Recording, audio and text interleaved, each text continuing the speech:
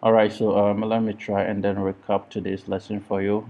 There was a technical error with the live session that we had today, so I decided to recap it for you for the sake of reference. So we have a number of libraries that we'll be discussing as the class goes on, but for now, for the sake of recapping today's lecture, let me try and then move on to NumPy. So we can actually create arrays with manually we can create an array, but the most important benefit of NumPy array is that it allows us to create n-dimensional arrays, I mean multi-dimensional arrays, which we will get to know how it is being created here. And it's very powerful when it comes to data analysis. So but in order to use this NumPy array, and as a matter of fact, in order to be able to use any kind of library in Python, what you can do is first import the library. Okay, so you start with import and then the library name. So you start with import, then the library name, and then in order for us not to be typing the library name over and over again, we decided to alias it, I mean give it another name, right? So import numpy as np, right? Np is just a short form of numpy. We can actually use any short form like import numpy as pi, maybe something like that, or import numpy as a, or import numpy as mn, or import numpy as say c. You can actually use any variable to represent numpy in order not to be typing numpy over and over again in our programming. Okay, so in here in order to get familiar with easily recognize the short form of numpy, we use np, right? So that we will easily recognize it when we see it anywhere else in our code.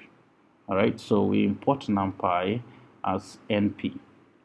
Now the next thing we are going to do here is create a list. Now we've created a list and I've stored this list in my list. I'm in a variable my list, and then we are going to convert this list that we've created into a numpy array, right? So we use numpy. So instead of writing numpy, we are now using np, right? So that's the short form, and then we use the array to convert this list that we created, right? My list here, to convert it into an array. Okay, so we use np dot array. So if I had not actually shortened numpy to np, then over here I should have written numpy, right? Numpy dot array. But in order not to write the whole numpy over and over again, I just shorten it to np here, so that throughout my code I can be using np instead of numpy. Okay, so now here we converted the list, which is my list, to numpy array. If we check the type of my list, if we check the type of my list here, my list, you can see that my list itself is a list, right? But when we converted my list to a numpy array, it becomes an array. All right, okay, so instead of actually creating a list in this form and then later on converting it into a numpy array, we can actually put this list here as an argument. Instead of storing it in a variable and then later converting it, we can actually convert this list to an array straight away. Okay, so when we run this, see that we have the array there. Now we can also create a multi-dimensional array. In the first instance, we created a list, right? A single list. We can create lists of a list of a list, several lists, and then we put it in a list. If you can see here, we have it one square bracket outside this list, right? It's like we are creating a list which contains several lists. All right, and we are converting this list into an array. That's what we are doing here. Okay, so when we check the shape of our list of lists, we can see that it's 3 by 3. like 3 rows. Okay, we have 3 rows, and then we also have 3 columns. All right, we can also use the arrange to generate numbers, right? Like previously we learned range. Now here we are using the NumPy. We are using the NumPy library to create range of numbers starting from 0. I mean, we are creating 10 numbers, right? But you have to note that the last number we are putting here will not appear. Though we want to create 10 numbers: 0, 1, 2, 3, 4, 5, 6, 7, 8, 9, 10 actually. 1, 2, 3, 4, 5, 6, 7, 8, 9, 10. Yeah, we are creating 10 numbers, but note that the last number you've put here will not show. If you want the last number to show, then you have to go one step more, right? The number which is above that, so that's the 10 will actually show. But if you put here 10, then the 10 will not show. Okay, and then when you see the np.arrange here, right, instead of putting this 0 comma to 10, we can also just write 10, and NumPy will understand that it starts from 0 and you're generating 10 numbers. Okay, we can also give a condition that although we are generating numbers from 0 to 10, but we want the interval to be 2. Okay, you want the interval to be 2. So here you can see that 0, 2, 4, 6, 8.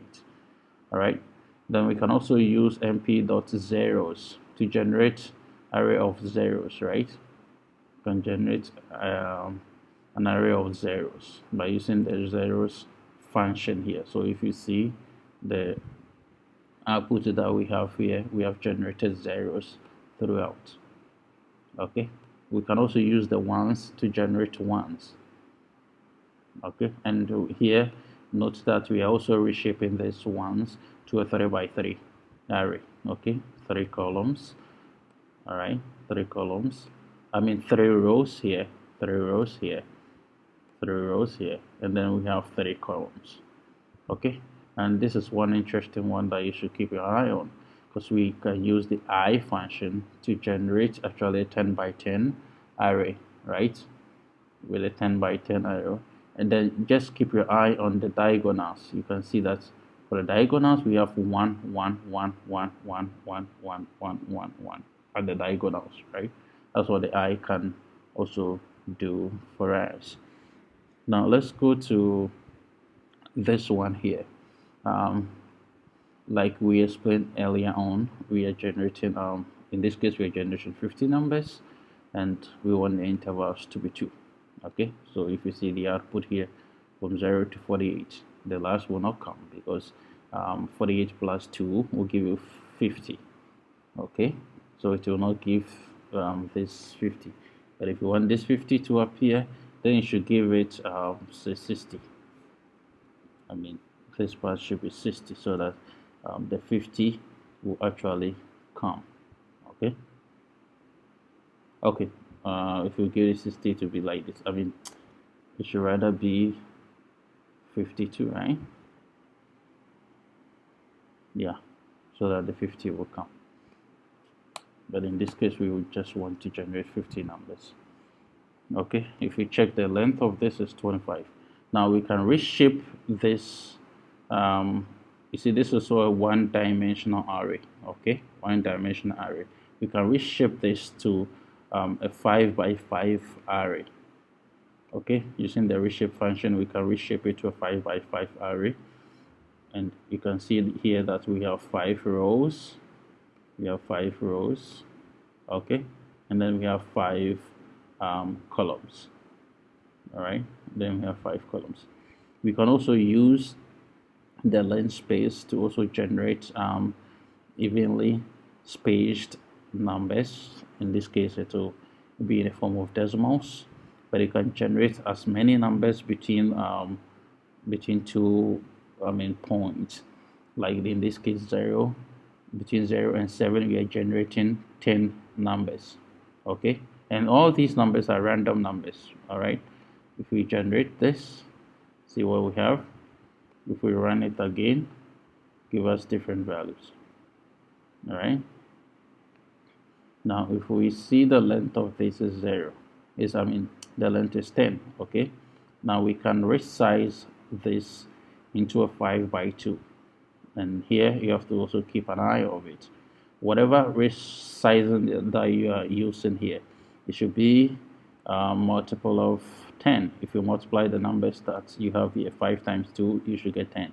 Right? You should get the length of the array that you want to resize. Like if we put 5 and 5 here, right, this is 25, it will give us an error, right? We cannot do that. We cannot resize it into that form. But if we do this, then we can resize it into 5 rows and then 2 columns, right?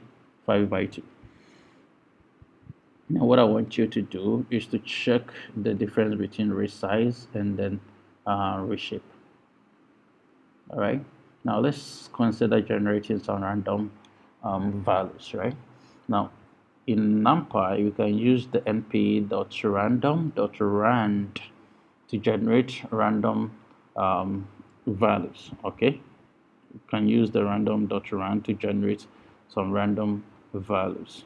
All right, and these are coming from the the uniform distribution, and these numbers are between 0 and then 1. If you see the numbers here, It's 1 o'clock. 0.87, 0.27, 0.406. Is all these numbers are random numbers that we are generating using the rand function, right? And we are reshaping it into 3 by 2 array. So you can see that we have this array, we have this array, then we have this array, right? And then we have 2 columns. All right, if we keep an eye on this one, 0.87, and we run this again, we see that we don't have 0.87 again. So we have 0.2407, blah blah blah blah. If we run it again, we will not have the same number. We have 0.79259 something something. Okay, now this is because we are using rand. We are generating, we are using random.rand. We are generating random values. All right, now if we use this one too, instead of rand, we're using rand n. All right, we're using rand n, and this is because we are using the standard normal distribution. All right, we're using standard normal distribution to generate random random values, and we are reshaping it into a 3 by 3. So if you see the the standard normal distribution here, you can see that we have negative numbers, we have positive numbers. So unlike the Linspace, the rand n that is giving us the rand rather that is giving us these positive values, if we use the rand n, it's actually giving us mix of negative and then positive. You can see that we have positive value here, we have several negatives here. If we run it again, you see that we have positive here, we have positive here, positive here, and we have several negatives, right? These are random numbers that is generating for us. Now we can also generate integers, right, using the rand int to generate random integers.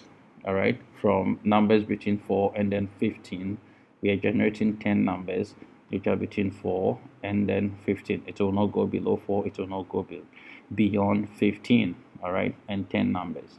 So if you see the output here, we're having 9, 8, 11, 8, 10, 10, 8, 10, 7. These are all random integers that is generating for us. If we run it again and then see the output, you see that we have different outputs, right? If we starting from 11, 6, 10, if we run it again, you can see that we have different output, 5, 11, 14. All these numbers are random integers that is generating for us between 4 and 15, 10 random variables. Now if we see here, we can reshape this a single array or one-dimensional array to a 5 by 2, right? So we have 5 rows here. All right, 5 rows here, and then we also have 2 columns. Okay, so same function as we use initially, int, and instead of creating the array and then later like we did here, we created random integers, and then after that we reshaped it. Right now what we can do is to create the numbers that we want, random numbers that we want, and then reshape it at the same time. All right, we can do that also, and then reshaping it at the same time. And that's what we have here as four. We want 4 rows and then 3 columns. 4 rows here.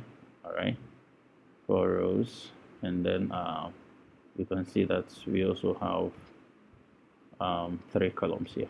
Now what we can do is to perform some operations on this random numbers that we have generated, and that's when indexing and slicing come into play. So let's try and then generate some random numbers as we did earlier on, and store it in a variable called mn, generating numbers between 4 and 15, generating 10 numbers actually. So this is our output, and then if we try to actually index, see the number as which is at the index 1, right, starting from 0, the array indexing starts from 0, so 0 and then 1, then 2, 3, then 4, 5, 6, then 7, 8, 9, right? So when we try to see the number which is at the index 1, which means that 0 and then 1, right, it is 6, so that's why it's giving us an output of 6. We can also do the negative indexing, and if you want to do the negative indexing, then you start from the last one, which is indexed as -1, as we saw last week, right? So the last one is actually indexed as -1. Now I'm going to run this again, and it will generate different random integers, as we know that these are random functions to generate random integers. Okay, so I'll run it again. Now we have different output. Now if I do this, now if I do mn at index 1, it's supposed to give me 5, not 6 again, because we have generated it differently. All right, yeah. So let me try and then add this here and then show you this, the negative index. So now instead of 1, I'm going to use -1, right, which means that I want the last one, right? So if I run this, okay, let me run this again. Okay, so now we have generated another random variables, random integers, right? And the last one here is 6, and the first, the number at the index 1 is 8. Now if I run this, it's supposed to give me 8, and if I run this, it's supposed to give me 6. Okay, all right. And we can also select based on range, right? So we are saying that starting from index 3, select everything between index 3 and then 7. What do you have to know? That the item at the index 7 will not come. It will only stop at the item at index 6. All right, and if you want the item at the index 7 to come, then you have to increase it one more to 8, index 8, so the item at the index 7 will actually appear. So now let's see the output of this. We have 9, 5, 12, 13. So let's see here, index 3, 0, 1, 2, 3, starting from 9, right? And then 3, 4, 5, 6. So actually 7 was supposed to be here, index 7 was supposed to be here, but since Python understand it as 1 less than the last digit that you provided, it will be here, it will stop here. So that's why we have 9, 5, 12, and then 13. All right, when we also do 3, then colon, right, we are saying that start from index 3 and then select everything. So instead of giving a limit that stop here, now we are saying that when we start from index 3, 0, 1, 2, 3, from here, select everything. Okay, and that's what we have here. We run this, see, starting from 9, we are having everything starting from 9. We're having everything here. Okay, that's what this part, this code is actually doing. And then this is the negative one we did. We can also do the range mixed with the positive index and the negative index, starting from index 5, and then also count from the back at index 2. All right. Then we can resize it as well. We can um, we can reshape it as well. And then here we are trying to create another variable. Another in. We are trying to create another numbers from 0 to 36, right, and store it in this variable all right. So when we created that, we have this one-dimensional array from 0 to 35, which is 36 items, all right. And then we want to resize this to a 6 by 6 array, all right. And that's what we have here: 6 rows, 6 columns. And this number is chosen because the length of this is 36, and when we multiply 6 by 6, we are supposed to get the 36. Now if we choose say 5 here, it will give us an error, right? We cannot resize it in that form. Make sure that the number you put here is actually a multiple of if you multiply the numbers, you're supposed to get the length of the array that you have generated. All right.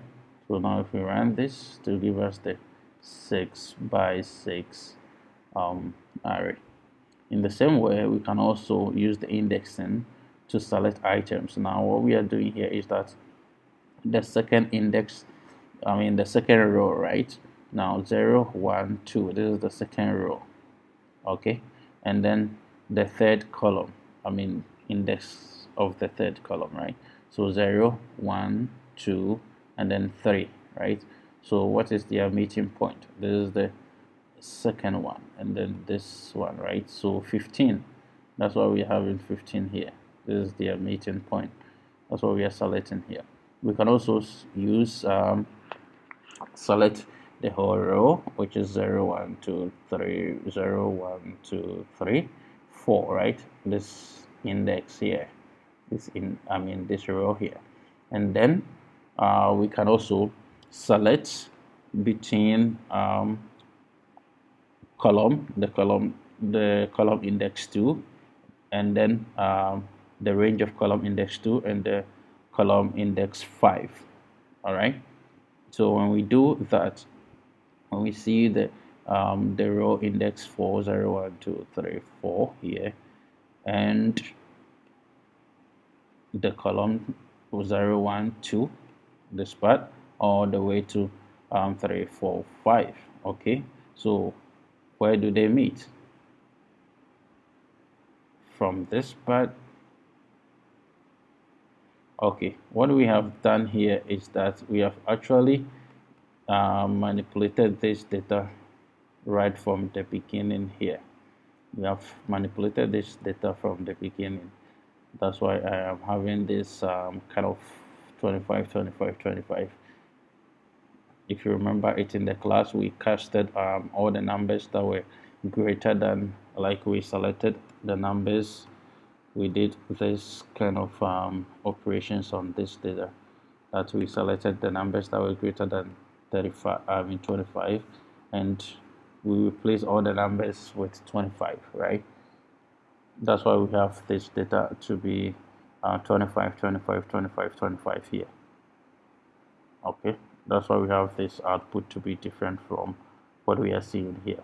But basically, that's the idea behind it, right? If you attend the class, you understand this part that we did it in the class, and I think I cleaned that part here. That's why all the numbers here are 25, but we're having it differently.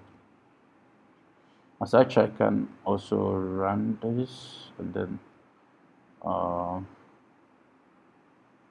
let me clean this part and then run it again. Okay, so that you can actually get it. Okay, Now if we see it, again, now this is the 0, 1, 2, 3, 4. Now you can see this row index 4, right? Now let's go to column 2 to 5, right? 0, 1, 2, from 2 all the way to 5. So if you see them, where do they meet? They meet at 26, 27, 28, right? From this row and then the whole of this column. We are selecting that part.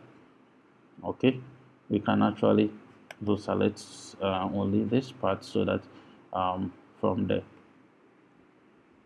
index row 4 and then the column 2, 0, 1, 2, they meet at 26, which means that if we run this, we are supposed to get 26. All right, yeah. So let's keep it as the interval so that we get 26 and then 27, 28, 29 to represent an interval or a range of the selection. All right, and this part also shows that for every, starting from the index row 2, select all the others, right? Starting from the index row 2, select everything. Okay, so now if you see 0, 1, 2, starting from this part, select everything. All right, okay. This part, if you use double column, it means that jump twice instead of jumping one. Instead of selecting everything, as we did here, we are saying that starting from row index 3, jump twice and then select everything, and then from the column 2, go to column index 3 and select everything. All right, that's why over here we have the row 3. You see the row 3 here, row index 3, 0, 1, 2, 3. All right, 1, 2, 3 here. So when we jump, we will come to this part, and then the 3, we are saying that select everything, so it will select everything. 21, 22, 23, and then 27, 28, 29, 33, 34, 35, right? That's what it would do here. Now this is the conditional statement that we ran earlier on, right? That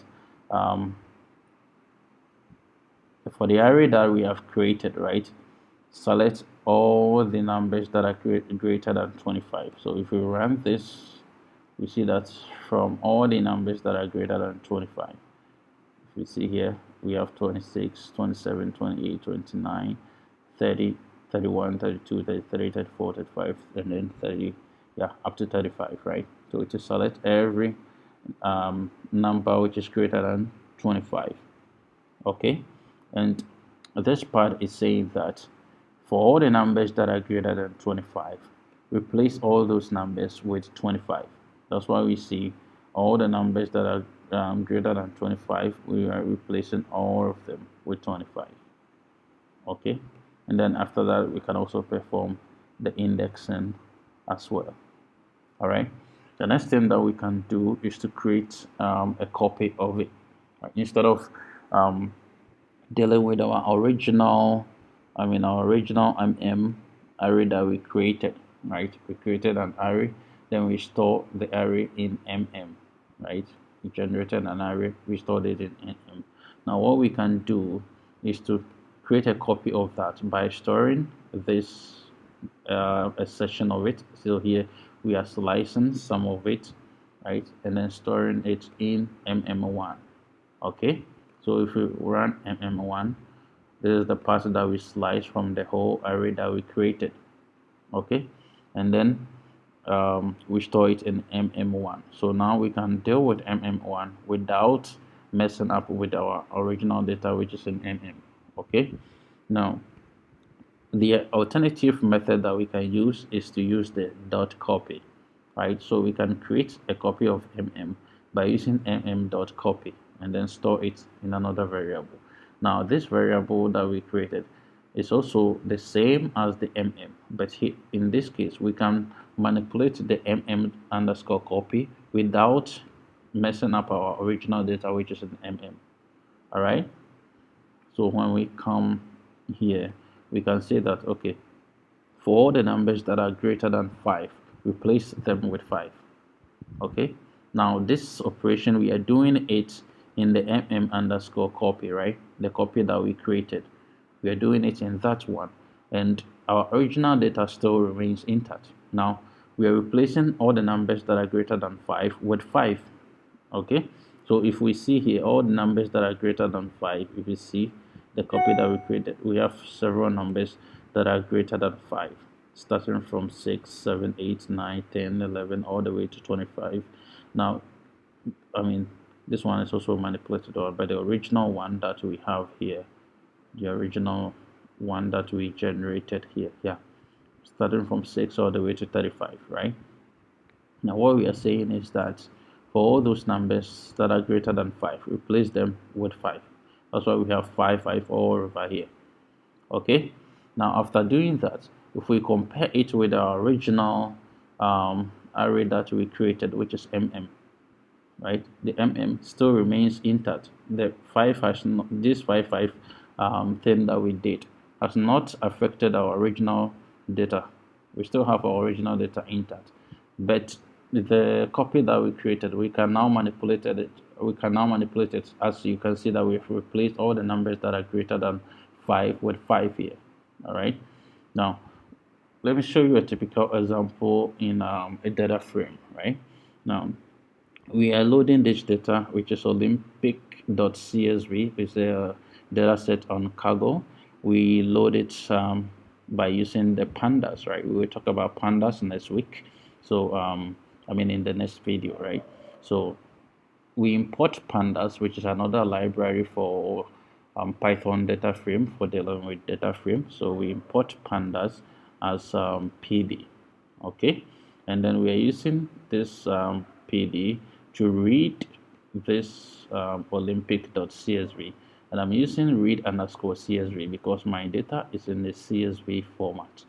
All right, and I'm skipping the first row because the first row contains some data which I did not like it, so I skipped that first row. That's why I'm using this. So after that, after reading it, I want to store it in a variable called data.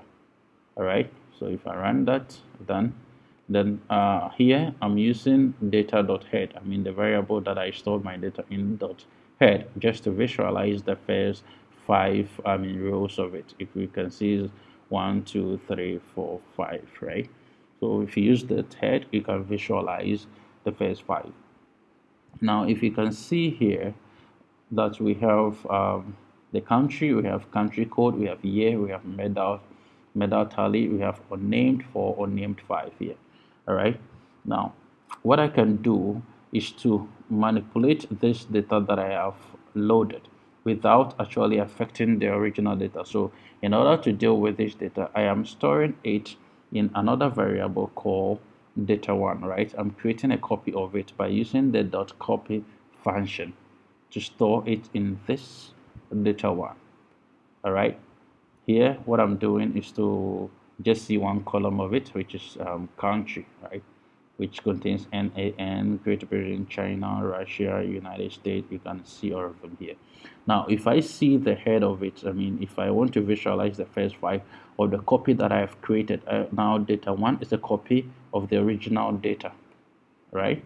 Now if I visualize this, it's the same as the original data, but now I can manipulate this data without actually messing up with my original data that I've created. Okay, so now if you see this, I have this column that is titled unnamed, that is titled unnamed 4, and then unnamed 5. Now I don't like this. I don't like this title. I want to change it.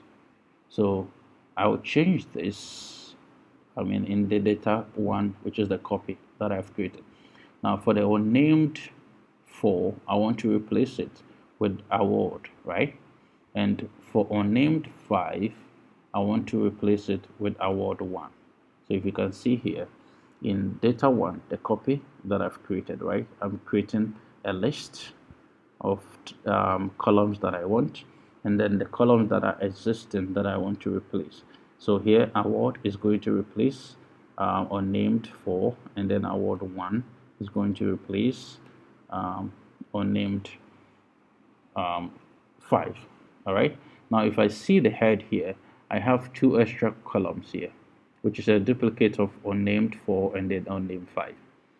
All right, now I have been able to name this column, but I don't want this. I don't want this 2 columns again, because these are the same columns here.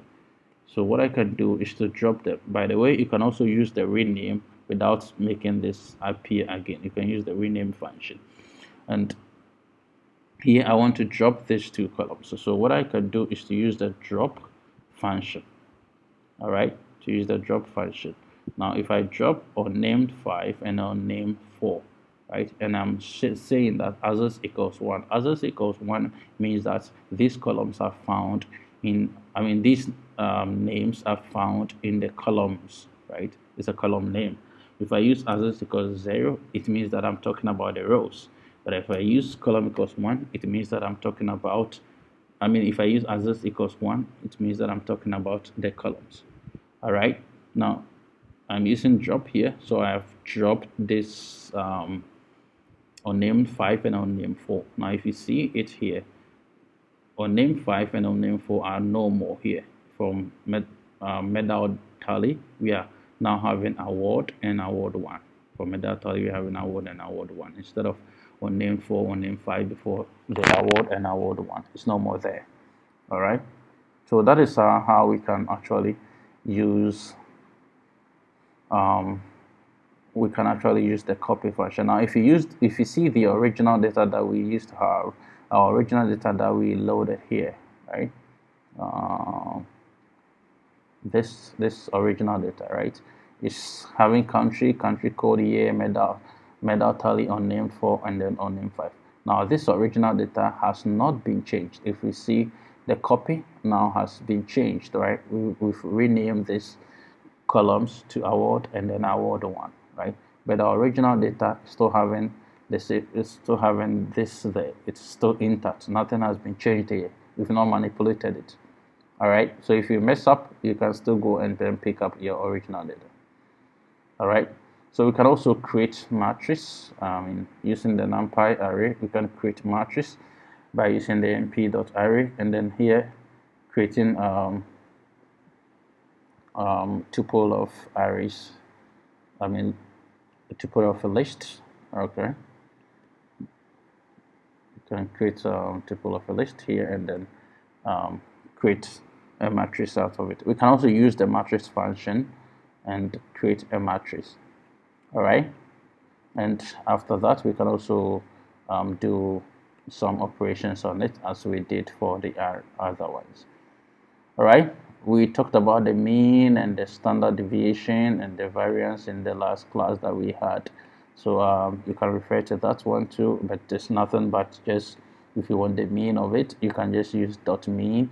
If you want the standard deviation, you can use dot std. If you want the variance, you can use dot var, right? And then find it. I've also given a link here that you can check out for more explanation. All right, thank you. Happy learning. Bye.